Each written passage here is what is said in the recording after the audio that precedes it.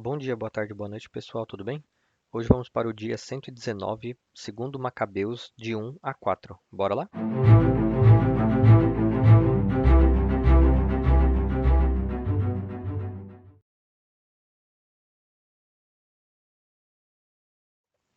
Segundo Macabeus 1. Aos nossos irmãos judeus que estão no Egito, saudações. Seus irmãos, os judeus residentes em Jerusalém e no país de Judá, desejam-lhes paz venturosa. Deus vos cumule de bens e se lembre de sua aliança com Abraão, Isaque e Jacó, seus fiéis servidores. Que ele disponha a vossa alma à piedade e à observância dos seus mandamentos com um coração generoso e ânimo resoluto. Que ele abra vosso coração à sua lei e aos seus preceitos e que vos estabeleça na paz. Que ele escute vossas súplicas, reconcilie-se convosco e não vos abandone nas provações. Nós daqui rezamos por vós. Sob o reinado de Demétrio, no ano 179, nós, judeus, vos escrevemos na tribulação e na aflição em que nos achávamos nessa época, desde o dia em que Jasão e seus partidários abandonaram a terra santa e seu reino. A porta do templo foi incendiada e derramado sangue inocente. Então suplicamos ao Senhor e ele nos ouviu. Oferecemos sacrifícios e flor de farinha. Acendemos as lâmpadas e expusemos os pães. Celebrai, portanto, agora a festa da Cenopégia, no mês de Casleu, no ano 188. Os habitantes de Jerusalém e da Judéia, o Senado e Judas, o Aristóbulo, conselheiro do rei Ptolomeu, da linhagem dos sacerdotes consagrados, como também aos judeus do Egito, saudações e votos de boa saúde. Salvos por Deus e inauditos perigos, nós lhe rendemos grandes ações de graças, porque tivemos um rei a combater. Mas Deus rejeitou que haviam atacado a cidade santa. Aqueles que haviam atacado a cidade santa, desculpem. Seu chefe, chegado à Pérsia com um exército aparentemente invencível, pereceu no templo de Naneia, vítima de um ardil dos sacerdotes da deusa. Com razão, sob pretexto de esposar aquela, chegou com seus amigos para apoderar-se de suas riquezas, a título de dote. Os sacerdotes expuseram o tesouro e ele mesmo, com alguns dos seus, penetrou no recinto sagrado, enquanto eles fechavam as portas. Mas, quando Antíoco entrou no interior, abriram uma porta secreta na abóbada e esmagaram o príncipe sob uma saraivada de pedras. Esquartejaram, em seguida, os corpos e degolaram as cabeças, lançando-os aos que estavam do lado de fora. Louvado seja nosso Deus em todas as coisas, porque entregou os ímpios à morte. Em vésperas de celebrarmos, dia 25 de Casleu, a purificação do templo, julgamos oportuno certificar-vos disso, a fim de que vós também celebreis a festa de Cenopégia e a comemoração do fogo que apareceu quando Neemias ofereceu sacrifício, após ter reconstruído o templo do altar. Na verdade, quando nossos pais foram levados à Pérsia, os sacerdotes de então, inflamados de piedade, tomaram secretamente o fogo sagrado do altar e o esconderam no fundo de um poço seco, onde eles o ocultaram tão cuidadosamente que o lugar permaneceu desconhecido de todos. Decorreram muitos anos, e quando aprouve a Deus, Neemias, salvo pelo rei da Pérsia, enviou para retomar o fogo os descendentes dos próprios sacerdotes que o haviam ocultado.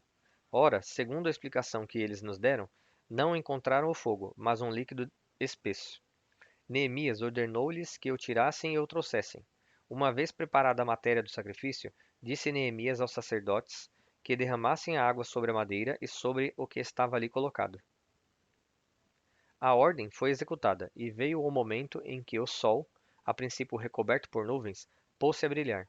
Então um grande fogo se acendeu e maravilhou todos os espectadores. Enquanto se consumia o sacrifício, os sacerdotes puseram-se a rezar, e todos rezavam com eles.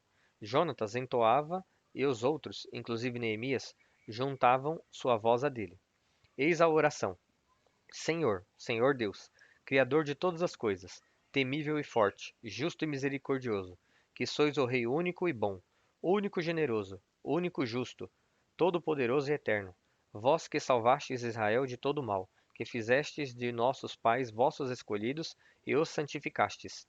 Aceitai este sacrifício, oferecido por todo o vosso povo de Israel. Guardai vossa parte de eleição e santificai-a. Congregai nossos irmãos dispersos, devolvei a liberdade aos que estão escravizados entre os pagãos. Deitai vosso olhar sobre os que são desprezados e abominados, para que as nações saibam que sois nosso Deus. Castigai os que nos oprimem e nos ultrajam com seu orgulho. Plantai, como disse Moisés, vosso povo na vossa terra santa. Os sacerdotes, então, cantaram hinos ao som da harpa. Quando foi consumido o sacrifício, Neemias mandou que se espalhasse o líquido restante sobre grandes pedras.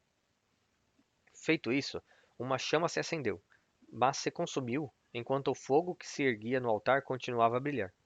O acontecimento foi logo divulgado, e contaram ao rei da Pérsia que era no lugar onde os sacerdotes levados ao cativeiro tinham ocultado o fogo sagrado que havia aparecido a água com a qual Neemias e seus companheiros obtiveram o fogo purificador das oferendas.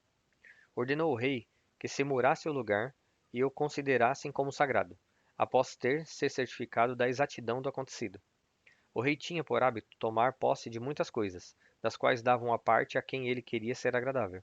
Os companheiros de Neemias chamaram isso de Neftar, que quer dizer purificação, mas a maioria o chama de Nafta. Segundo Macabeus 2. Acha-se escrito nos documentos relativos ao profeta Jeremias que foi ele quem ordenou aos cativos tomar o fogo, como se acaba de contar, e que o profeta, dando-lhes um exemplar da lei, recomendou-lhes não esquecerem os mandamentos do Senhor, e não se deixarem seduzir à vista dos ídolos de ouro e de prata, ou dos ornamentos dos quais estavam ornados. Conjurou-os, entre os avisos, a não afastarem a lei de seu coração. O escrito mencionava também como o profeta, pela fé da revelação, havia desejado fazer-se acompanhar pela arca e pelo tabernáculo, quando se dirigisse à montanha que subiu Moisés para contemplar a herança de Deus.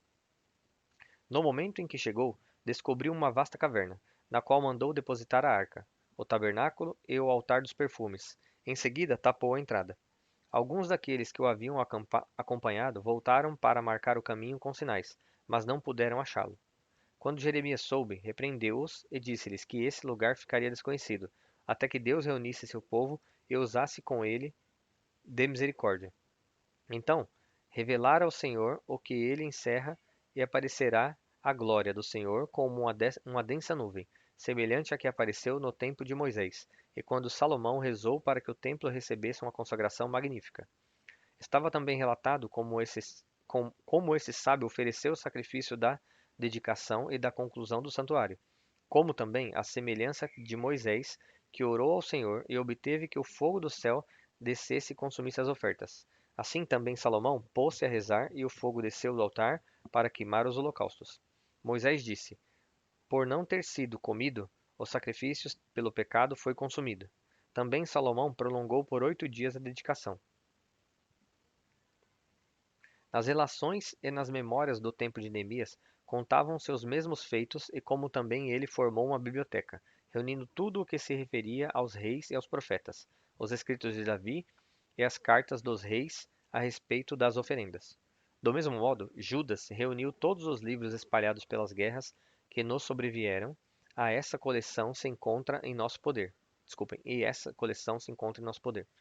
Por conseguinte, se tendes necessidade de um desses livros, envia-nos mensageiros, que vô-los levarão.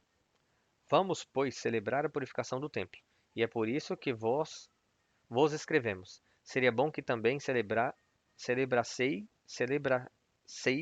essas festas. Desculpem, pessoal, palavras difíceis. Foi Deus quem salvou todo o seu povo e restituiu a toda a herança, o reino, o sacerdócio e a santificação, como havia prometido pela lei. Este Deus, em quem esperamos, sem dúvida terá logo piedade de nós e de toda a terra. Nos reunirá no solo sagrado, pois já nos livrou de grandes males e purificou o templo. Os acontecimentos efetuados no tempo de Judas Macabeu e de seus irmãos, a purificação do augusto templo e a dedicação do altar, como também as guerras sustentadas contra Antíoco Epifanes e seu filho Eupator, as manifestações celestes sobrevindas em favor dos bravos, que lutaram corajosamente em defesa do judaísmo e que, apesar de seu número reduzido, se tornaram senhores de todo o país, puseram em fuga as hordas bárbaras, recobraram a posse do templo famoso em todo o universo, livraram a cidade e estabeleceram as leis em via de abolição. Tudo isso, graças ao Senhor que lhes foi misericordioso Eis o que Jasão de Cirene narra em 5 livros, que tentaremos resumir em um só. Considerando a multidão das letras e a dificuldade que, em vista da abundância dos assuntos, experimentam aqueles que desejam penetrar no estudo das narrativas históricas, temo-nos preocupado em agradar aos que apenas desejam lê-las, em facilitar aos que procuram retê-las e em ser úteis a todos em geral. Para nós, que empreendemos este árduo trabalho de resumir, não é coisa fácil, mas uma questão de suor e vigílias. No entanto, como aquele que prepara um festim e procura satisfazer aos outros, assume uma tarefa penosa. Assim, nós, de boa vontade, tomamos a nós este trabalho, para obter a gratidão de muitos. E deixando para o autor o cuidado de tratar cada assunto em seus detalhes, nós nos esforçamos em expô-los com auxílio de fórmulas resumidas. Assim como para uma casa nova cabe ao arquiteto preocupar-se com o conjunto da construção, enquanto aquele que está encarregado dos afrescos e das pinturas só se ocupa com a decoração. Assim, me parece, é o que cabe a nós. Ao autor de uma história, toca aprofundar tudo, dissertar sobre tudo, procurar todos os detalhes. Mas o que resume deve, ao contrário, procurar condensar a narrativa e evitar a minúcia na exposição dos fatos. Agora, após tão longos prolo- prolegômenos, comecemos nossa relação, porque seria absurdo ser prolixo antes da história e breve na própria história. Segundo Macabeus 3. Enquanto os habitantes de Jerusalém gozavam de uma paz perfeita por causa da piedade e retidão do sumo sacerdote Onias na exata observância das leis, o templo era respeitado mesmo pelos reis estrangeiros. Estes honravam o santuário com os mais ricos presentes, a tal ponto que Seleuco, rei da Ásia, subministrava com suas rendas pessoais toda a despesa necessária às liturgias dos sacrifícios. Todavia, um certo Simão, da tribo de Belga, nomeado prefeito do templo, desentendeu-se com o sumo sacerdote por causa da inspeção do mercado público. Como não pudesse vencer Onias, foi procurar Apolônio de Tarsis, então governador militar da Celecíria e da Fenícia. Declarou-lhe que o tesouro do templo transbordava de imensas riquezas, a, a não poder enumerá-las, que nada tinham a ver com sacrifícios, e que ele daria um jeito de fazê-las passar ao erário real. Tendo uma audiência com o rei, Apolônio comunicou-lhe o que soubera a respeito das riquezas que lhe haviam sido declaradas, e este, tomando uma decisão, enviou seu intendente Heliodoro com a ordem de confiscar as ditas riquezas. Imediatamente, Heliodoro pôs-se a caminho, simulando visitas às cidades de Celecíria e da Fenícia. Na realidade, porém, era para executar a ordem do rei. Tendo chegado a Jerusalém e sendo recebido amigavelmente pelo sumo sacerdote da cidade, transmitiu-lhe as revelações recebidas e comunicou-lhe o sentido de sua visita. Contudo, indagou se tudo isso correspondia à realidade. O sumo sacerdote fez-lhe ver que se tratava do depósito das viúvas e dos órfãos, e que somente um dos depósitos pertencia a Hircano, filho de Tobias, homem de grande projeção, que era falsa a notícia dada pelo ímpio Simão, pois todas as riquezas se reduziam a uma soma de 400 talentos de prata e 200 talentos de ouro.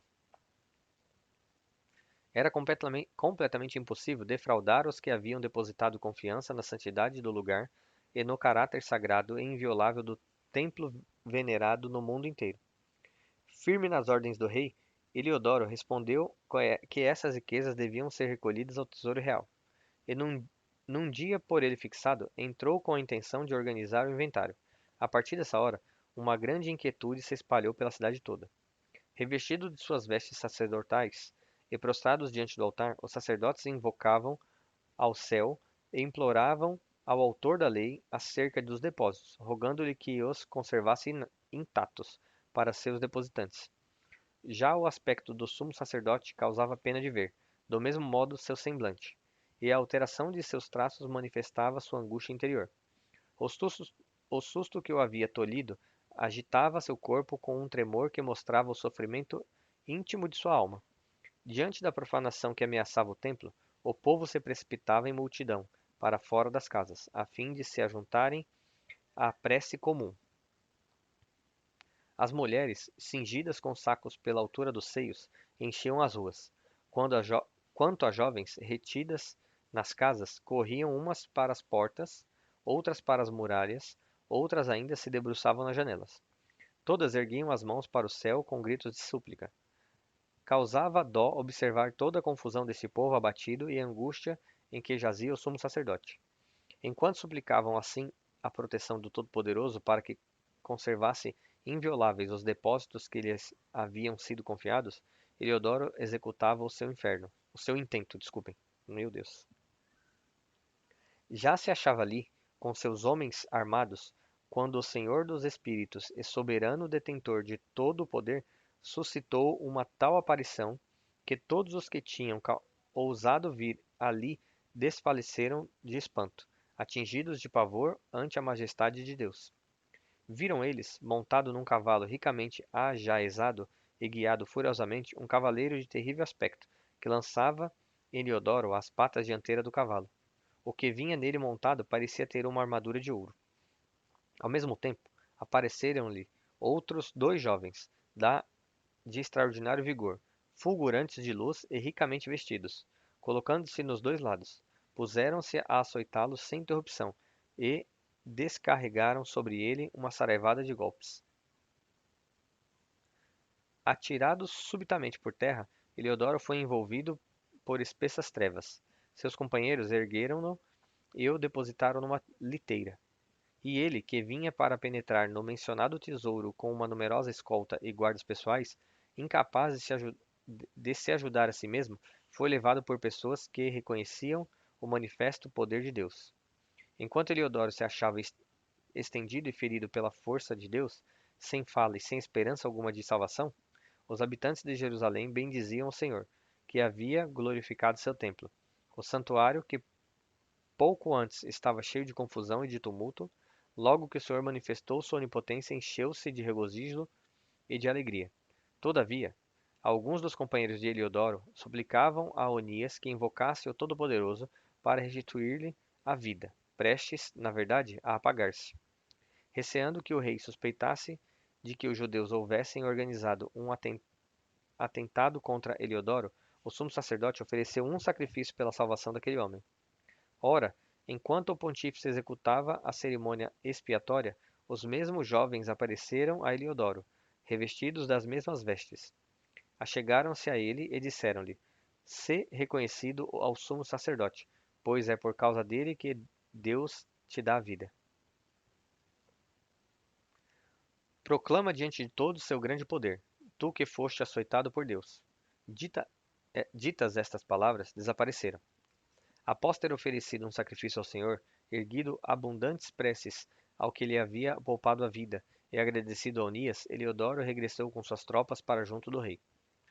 Testemunhava diante de todos os prodígios operados pelo grandioso Deus aos seus olhos, e, como o rei lhe perguntasse que homem julgava ele que pudesse enviar ainda uma vez a Jerusalém, respondeu: Se tens algum inimigo ou alguém que maquina contra ti, envia-o para lá. Tu o receberás de volta ferido, se ainda viver, porque há verdadeiramente naquele lugar uma força divina. O que habita nos céus era por aquele templo.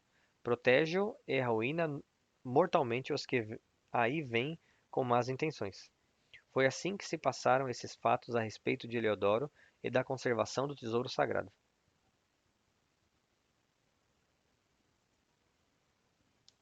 Segundo Macabeus 4. O já mencionado Simão, delator do tesouro e de sua pátria, caluniava Onias, dizendo que era ele quem tinha se lançado sobre Eleodoro e que era ele o autor de seus males. Ousava chamar de inimigo do Estado o benfeitor da cidade, o defensor de seus concidadãos, o ardoroso observante das leis. O ódio foi tão longe que um dos partidários de Simão cometeu até mesmo assassinatos. Considerando o lado lamentável dessa questão e vendo o governador da Celecíria, Apolônio, filho de Menesteu, excitar a malícia de Simão, dirigiu-se a Onias para junto do rei.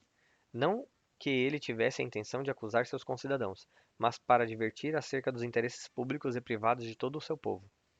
Via muito bem que, sem uma intervenção do rei, seria impossível restabelecer a paz e pôr termo aos desatinos de Simão. Após a morte de Seleuco, e tendo subido ao trono Antíoco, chamado Epifanes, Jasão, irmão de Onias, usurpou fraudulentamente o cargo de sumo sacerdote. Em entrevista com o rei, ele lhe prometeu 370 talentos de prata e 80 talentos de outras rendas. Prometia-lhe, além disso, pagar os outros 150 talentos se lhe fosse dado o poder de fundar um ginásio e uma efêbia e de receber as inscrições dos antioquenos de Jerusalém. O rei consentiu. Logo que subiu ao poder, Jasão arrastou seus concidadãos para o helenismo.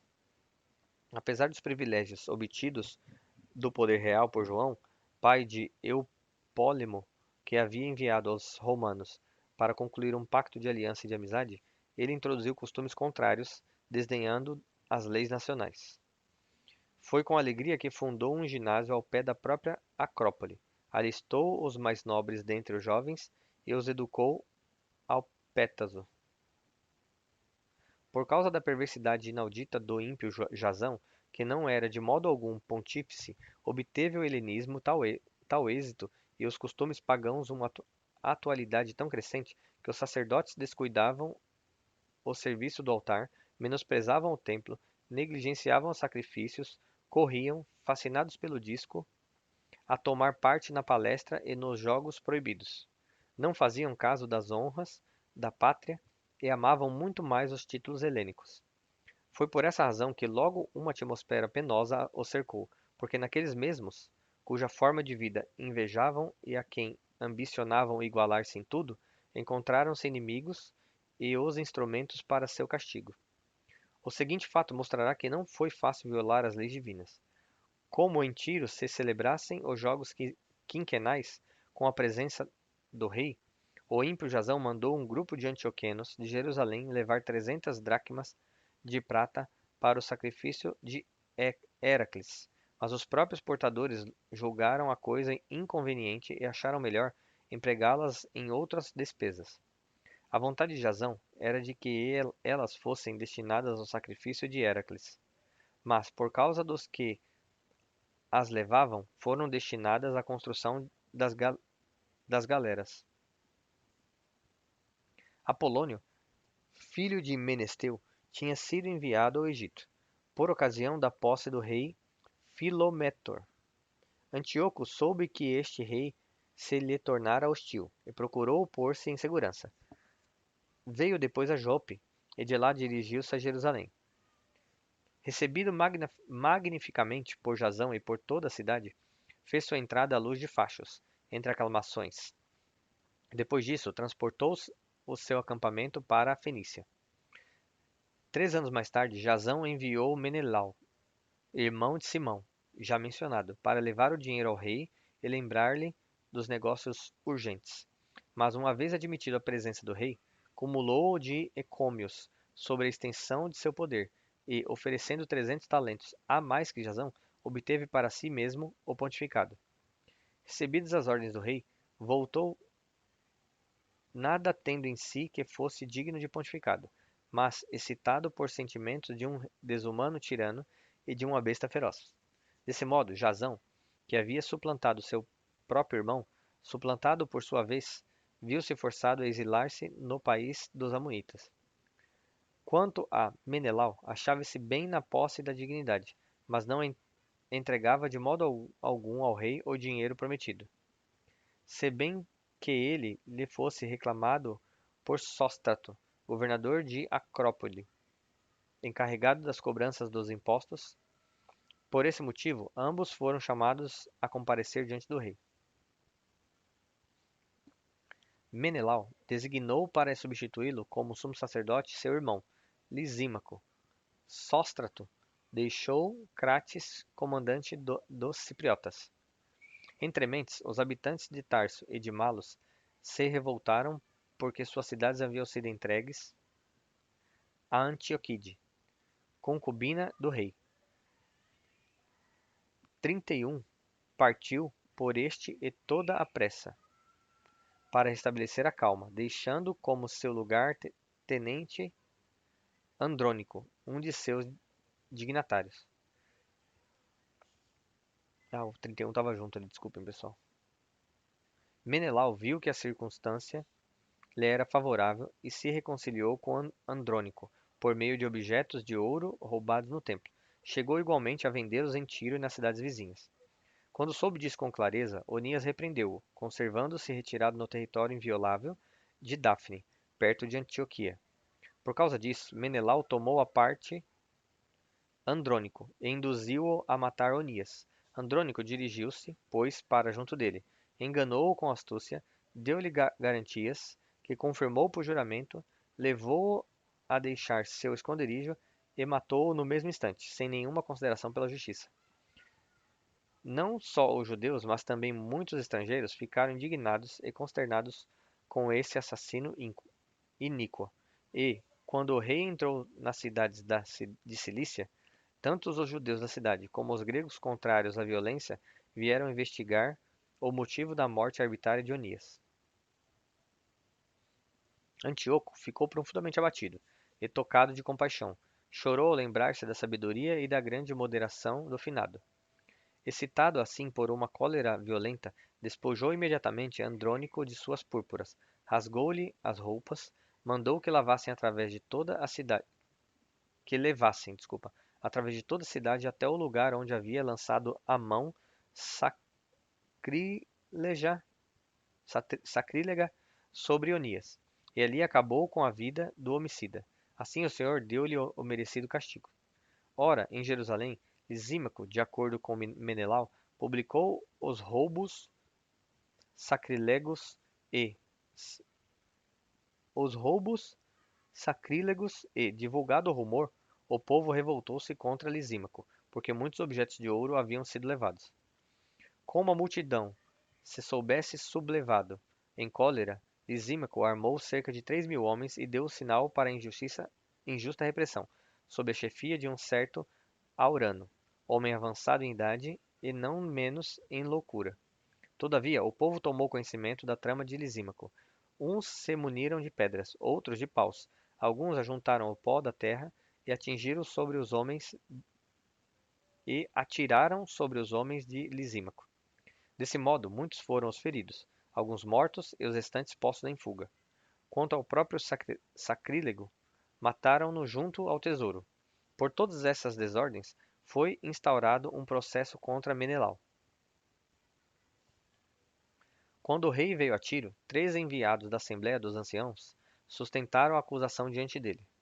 Mas Menelau, que se julgava já derrotado, prometeu grande soma de dinheiro a Ptolomeu, filho de Dorimeno, para que ele lhe granjeasse o favor do rei. Ptolomeu conduziu, pois, o rei para debaixo de um perístilo, como se fosse para tomar ar fresco, e fê-lo mudar de sentimento. De modo que Menelau, posto que responsável por todo o mal, foi considerado pelo rei inocente de todas as acusações que pesavam sobre ele, e condenou à morte os infelizes que teriam sido julgados inocentes, mesmo se tivessem pleiteado diante dos citas. Assim, os que só tinham tomado a palavra para defender os interesses da cidade, do povo e dos objetos sagrados sofreram essa pena injusta. Por isso, os próprios tírios ficaram de tal maneira encolerizados com esse crime que subvencionaram magnificamente os gastos de suas sepulturas. Quanto a Menelau, por causa da cobiça dos poderosos, conservou seu cargo, mas cresceu em malícia e tornou-se verdadeiro inimigo de seus concidadãos. Bom, pessoal, chegamos ao fim de mais um dia. Espero ver vocês aqui amanhã novamente e que Deus os abençoe.